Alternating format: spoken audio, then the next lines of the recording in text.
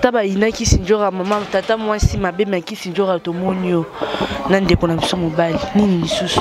ouais aza petit frère nanga Ize toza na babu toza da famille babu samba kutu ba yebi ba kamwaka ana problème aza malade yango nazo senga ka disungi na émission on ezo na YouTube boye mutu to akomona vraiment a aider et puis na le batrote izala kisa bino mo bomona caméraman poussana Ize bonjour bonjour benda bandi de banda kala umeli mna mikolo combien d'années déjà ataba 12 ans 12 ans 15 ans so ku faisi na kufakala ah bon obotama na oboy na botama na ngote hey na vivre aka mingi na ndako so na hôpital na zongi ndako na lali bo TV ka ko fanda na baninga na ko karate atana ka chabiso de général et ça la passe makasi solo fisenga mutu za la polele ko fanda na batu mo les eaux dégagées mo so ata lobana ote mais et ça la passe tina batolo bozomona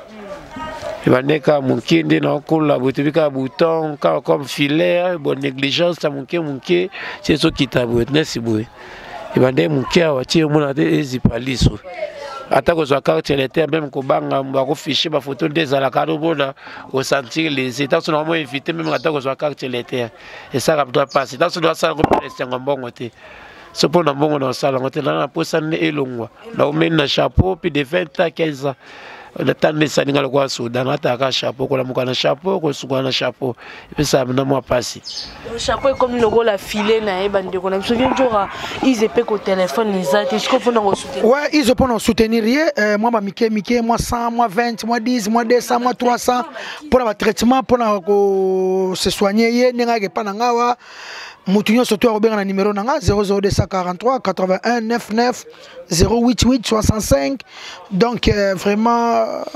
routine de locaux à Kobenga imo amoni ici na pesi ngali ngane ngona imo e koma ba pela WhatsApp vidéo e koma o tini $200 na yo $100 na yo olingi isa senga merci na obengi na WhatsApp na nga na vidéo na nga okozwa ize 00243 81 99 088 65 vraiment boye aider pour na ba passement muto pa monique makoke ya bwana poto mindele moko boye ba faire voyager voyager donc à soin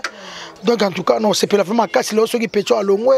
à voyager mais ba mbonga ba traitement ya ba soin nde ya ba douleur on est ça ya ba tofina wana nde nazo senga kaka ba tout vraiment ba aider biso vraiment en tout cas papi Michopo Izeye yonde kono mobali ape na droit pe atambola pe mais e goma osala esoni na sengi na bino ba mama obosunga se El News TV Izeye yonde kona bino mobali azawa na taso ko kokota ba demande pas mindele pour ba faire voyager azwa traitement mais pour le premier soin nous vient de randa bundanga na muke pour azwa traitement ba nini mais to sengi na bino ba tumite bolamu botala kaya Izeye azaliawa ndeko na biso vient de razani numéro contact boyo ki ngwana TV. Merci.